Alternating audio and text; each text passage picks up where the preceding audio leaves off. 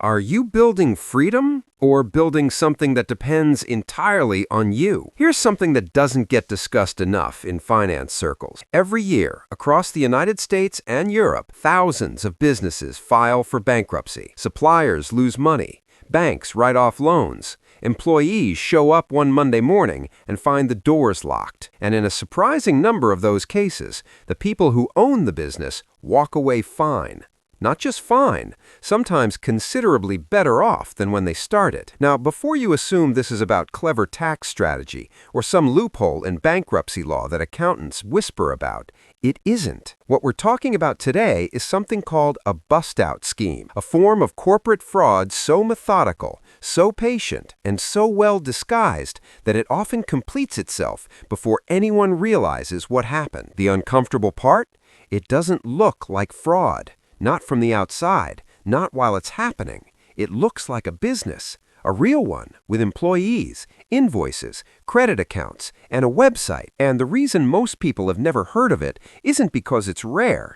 It's because the people who understand it best, prosecutors, forensic accountants, and the occasional bankruptcy trustee, don't make YouTube videos about it. So, let's change that. Let's start with a scenario, a realistic one. It's 2021. The economy is in that strange post-pandemic state where money feels cheap, credit is loose, and starting a business feels more accessible than it ever has. Online incorporation services let you form an LLC in under 20 minutes. Business credit cards arrive in the mail unsolicited, and banks, under pressure to lend, are offering lines of credit to companies that are barely 12 months old. Into this environment, a man we'll call Marcus sets up a wholesale distribution company in the Chicago suburbs. He rents a modest commercial unit, he registers the business properly, he opens a business checking account, he orders letterhead, builds a website, hires 2 part-time staff. On paper,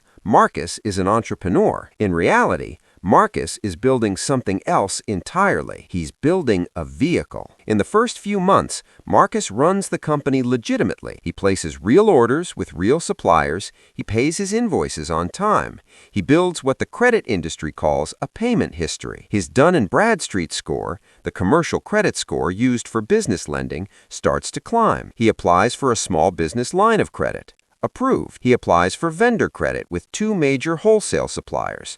Approved. He opens a business credit card. Approved. And now, with a network of credit relationships in place, Marcus begins the second phase. He stops paying. Not all at once. That would draw immediate attention. He pays some creditors, delays others, rotates the deception. He continues placing orders, larger orders now, drawing down inventory, converting products to cash, layering the money through different accounts. 6 months later, the business collapses. Creditors file claims. Lawyers get involved. A bankruptcy trustee is assigned to sort through the wreckage. And Marcus? He's already moved. Different state, different name on the mailbox, and, in a pattern disturbingly consistent with this type of fraud, already setting up the next company. This is a bust-out scheme, and what makes it particularly worth understanding is not just how it works, but why it works as reliably as it does. Let's slow this down and look at the actual mechanics, because the financial architecture here is genuinely instructive. A bust-out scheme, in its simplest form, is the deliberate exploitation of credit systems, the gap between when credit is extended and when it is collected. Every business that extends credit to another business, whether that's a supplier giving 30-day payment terms, a bank offering a revolving line, or a vendor offering goods before payment, is making a calculated bet. They're betting that the business they're extending credit to is what it says it is, that it intends to pay, that it has the means to do so. The bust-out exploits that bet systematically. Here's the math of a mid-scale operation, just so the numbers feel real. Marcus secures a bank line of credit of $80,000, 2 supplier credit accounts of $40,000 combined, 3 business credit cards of $35,000, a small SBA-backed microfinance loan of $25,000. Total credit extended, approximately $180,000. He draws down roughly 85% of available credit across across these accounts, not 100%, because full drawdown triggers automatic risk flags. He converts inventory to cash at roughly 60 cents on the dollar, selling quickly and below market to move product fast. Cash extracted? Somewhere between $130,000 and $150,000 for a scheme that ran 18 months with a legitimately incorporated company in a boring suburb selling wholesale cleaning supplies. Now multiply that across a network of operators running 2 or 3 simultaneous entities, and you begin to understand why the FBI's Financial Crimes Division has entire units dedicated exclusively to this pattern. But here's where the analysis gets more interesting than the crime itself. The reason bust-out fraud works isn't primarily because Marcus is clever. It's because the systems he exploits are designed around statistical trust. Credit systems are built on averages. Most businesses do intend to pay. Most borrowers are not Marcus. And so the system extends good faith broadly because the economics of universal suspicion would make commerce impossible. Marcus simply takes advantage of the grace that the system extends to everyone, which raises a question worth sitting with. How many other places in modern economic life are built on exactly this same assumption? The assumption that most people are acting in good faith and the occasional bad actor is simply a manageable cost, more than most people realize. Understanding the mechanics is interesting. Understanding why these schemes are so difficult to detect and prosecute requires a different kind of thinking, and this is where behavioral economics becomes relevant. There's a cognitive bias called the legitimacy heuristic. It's not a term most people use in daily conversation, but it describes something almost everyone does. When we encounter a situation that looks like a familiar, legitimate pattern, an office, a business card, a professional email, are unconsciously lower our guard. The familiarity of the form signals the legitimacy of the substance. Marcus's company had all the right forms: registered address, active phone number, trade references, a website with stock photography of warehouses and logistics. None of that proves legitimacy, but all of it signals it. And for a mid-level credit analyst at a regional bank reviewing hundreds of applications a month, signals are often all they have time for. There's a second psychological layer worth understanding here, which concerns the operators themselves. People who run bust-out schemes don't typically think of themselves as criminals in the early stages, and that's not a defense of them. It's an observation about how rationalization works. The first line of credit that goes unpaid can be framed internally as a cash flow problem, not a theft. The second delay becomes a temporary setback. By the time the scheme is in full operation, the psychological narrative has been constructed brick by brick. This pattern, the gradual, self-justifying escalation from ambiguity into clear wrongdoing, appears in an enormous range of financial fraud. Bernie Madoff's own account of how his scheme began describes something structurally similar: a temporary fix, then another, then a system. The lesson here is not that ordinary people become criminals. The lesson is that systems which allow ambiguity in the early stages tend to produce much larger problems in the later ones.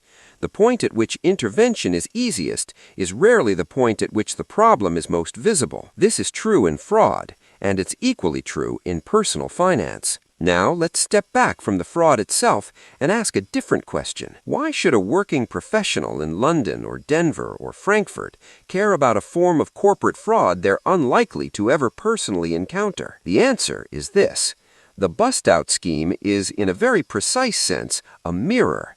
It reflects back something true about the financial systems that most of us operate inside every day, just with the moral dimension removed. Consider the following parallel. A bust-out operator uses the gap between credit extension and collection to extract value before the reckoning arrives. A consumer who maxes out a credit card, buying depreciating goods, a phone upgrade, a new set of furniture, a car that costs more than his monthly income, is operating inside a structurally identical gap.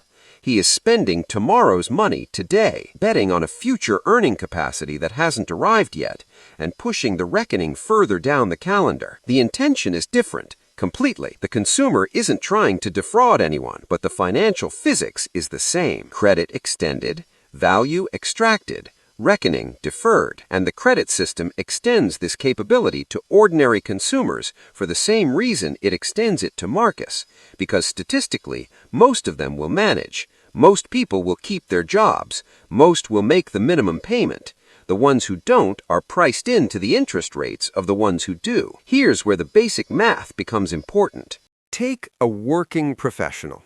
Let's call him Daniel. He's 29 years old, lives in the outskirts of Manchester in the UK or Cleveland in Ohio, depending on which side of the Atlantic you're on. Daniel's monthly picture, post-tax. Take-home income, $3,800/£2,950. Rent, $1,100. Car payment on a financed 2022 SUV, $480. Car insurance, $160. Student loan repayment, $280. Credit card minimum payments, 2 cards, combined balance $14,000, $420. Phone, subscriptions, utilities, $290. Groceries and essentials, $380. Total committed outflows, $3,110. What remains?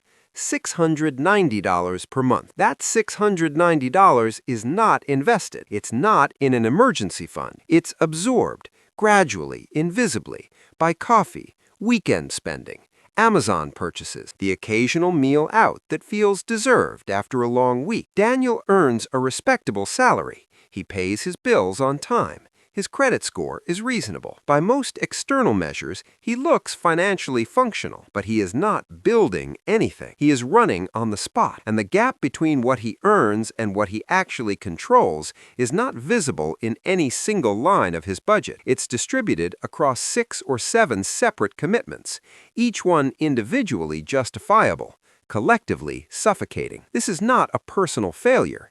It is the predictable output of a system that is extraordinarily good at making consumption feel like progress. Let's look at what this costs Daniel over time, not in vague terms, in actual numbers. That car payment, $480 a month for a vehicle financed over 60 months at a typical interest rate for someone with a moderate credit score, means Daniel pays approximately $28,800 for a car over 5 years. A car that, by the time the loan is paid off, is worth somewhere between $10,000 and $14,000, depending on make and condition. He has spent nearly $29,000 to own something worth half that. The credit card debt, $14,000 at an average interest rate of 22%, making only minimum payments, will take Daniel approximately 11 years to pay off. He will pay close to $12,000 in interest alone, which means he pays $26,000 for $14,000 worth of purchases, most of which he cannot specifically recall. Now let's look at the opportunity cost, what those same dollars could have become under different decisions. If Daniel redirected $400 per month, not all of his discretionary income, just part of it, into a low-cost index fund averaging 7% annual return over 20 years, he would accumulate approximately $208,000. He doesn't need to be frugal. He doesn't need to sacrifice in any dramatic sense.